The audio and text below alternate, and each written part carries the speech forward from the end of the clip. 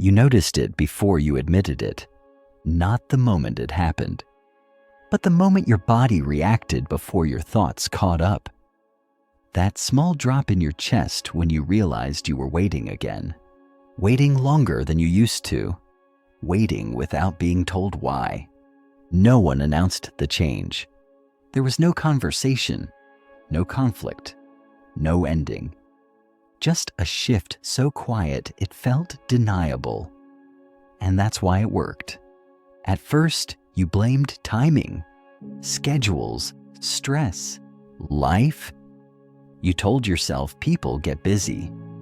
You said it out loud even when no one asked, especially when no one asked. But something didn't line up, not logically, emotionally. Messages that used to land quickly started arriving late, then shorter, then with gaps you could feel but couldn't point to. The tone changed before the words did, and you noticed, even though you pretended not to. You replayed conversations in your head, searching for a moment you might have missed, a sentence you should have worded differently, a reaction you should have softened. Because when someone pulls away without explanation, the mind assumes responsibility before it assumes truth. They didn't stop responding. That would have been obvious, too clean, too honest. They just stopped reaching, and the absence of effort did something strange to you. It didn't hurt right away. It unsettled you. Because it forced you into a position you didn't choose. You became the one checking, the one adjusting, the one noticing the imbalance and staying quiet about it. That's where the power moved. Not dramatically, not cruelly, just efficiently. They didn't need to assert control. You handed it over the moment you decided not to mention the shift. You told yourself you were being understanding, mature, low maintenance, but underneath that story was something harder to admit.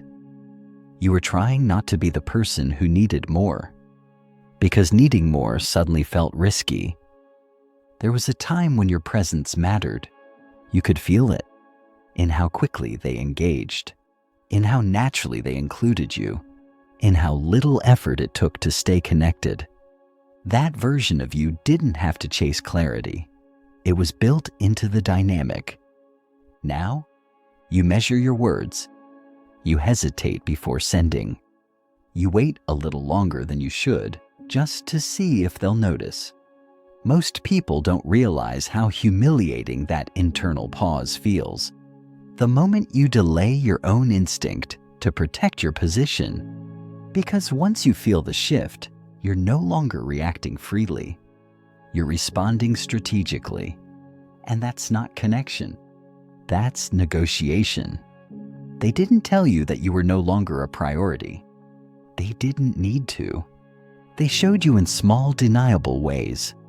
Ways that made it impossible to confront without sounding dramatic. Ways that kept you questioning your own perception instead of their behavior. And you played along. Because calling it out would force an answer you weren't ready to hear. So you adapted. You lowered expectations without saying so. You stopped initiating as much. Then noticed when they didn't compensate. You watched effort drain from the interaction and wondered how long it had been happening without you noticing. That's the part people avoid admitting. The delay between reality changing and awareness catching up. By the time you felt certain, you were already behind. You can feel it in how your name shows up in their life now. Still there, just not urgent, still familiar, but not prioritized.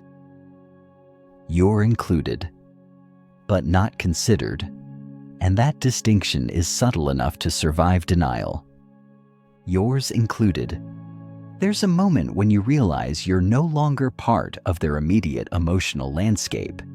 You're not the first thought, not the reflex, not the person they reach for when something happens. You find out indirectly, through silence, through delay. through the way their attention goes elsewhere without apology. And the most unsettling part is that nothing technically went wrong. No betrayal, no argument, no dramatic ending, just a quiet reordering. You didn't lose them, you were repositioned. That's why it feels disorienting instead of painful. Your mind keeps looking for an event to justify the feeling, but there isn't one. There's only the shift, and once you feel it, you can't unfeel it.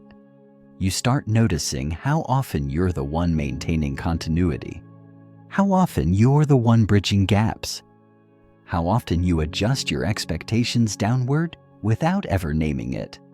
That's not patience. That's self-erasure. And it happens slowly enough to feel voluntary. They don't take you for granted all at once. They test distance in increments. They see what disappears and what stays. And when you stay, even reduced, the dynamic locks in. You become reliable without being essential, accessible without being chosen. That's when your value shifts in their perception. Not because you changed, but because the cost of losing you dropped. And you felt that too. You felt it when you stopped feeling missed, when your absence didn't cause disruption, when your silence didn't prompt concern, when your presence became optional. You told yourself it didn't matter, that you were fine with less, that you didn't need constant reassurance. But this wasn't about reassurance. It was about relevance. Being a priority isn't about intensity. It's about reflex. And when someone stops reaching for you automatically, you feel it in your nervous system before you understand it cognitively. That low-level anxiety when you wait, the way your thoughts circle unanswered questions, the sense that something important is happening just outside your awareness. You didn't imagine it. You adapted to it. That's the part that keeps you complicit. Because once you start adjusting your behavior to maintain connection, you're no longer equal within it. You're managing it. And management creates hierarchy. They may not even realize the power shift occurred. Most people don't. They just respond to availability, to consistency, to the absence of consequences. And when nothing changes externally after they pull back, they assume everything is fine. But it's not fine. It's reorganized. Your role has changed. Your position has shifted. Your importance has been quietly downgraded. And you're the only one who knows exactly when it happened. You remember the moment you first felt it, even if you pretended not to. The moment your enthusiasm outpaced theirs. The moment you noticed you were more invested in maintaining the connection than they were.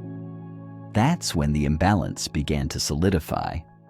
Not because you cared too much, but because they cared less, and you stayed. That choice carries weight. It trains the dynamic. It teaches them what they can withdraw without losing you. And the longer it goes unspoken, the harder it becomes to name without disrupting the entire structure. So you stay quiet. You observe. You internalize. You tell yourself you're overthinking. But your body doesn't agree.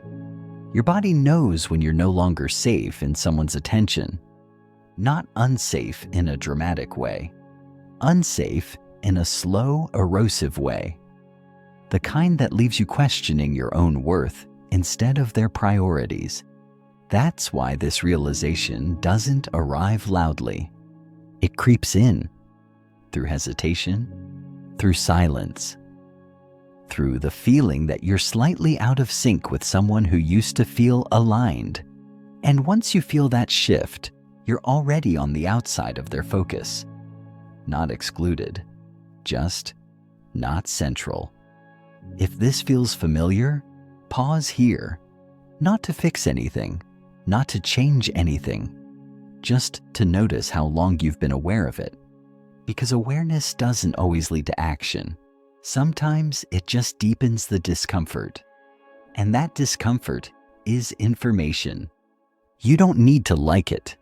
You don't need to resolve it. But you can't pretend you didn't feel it.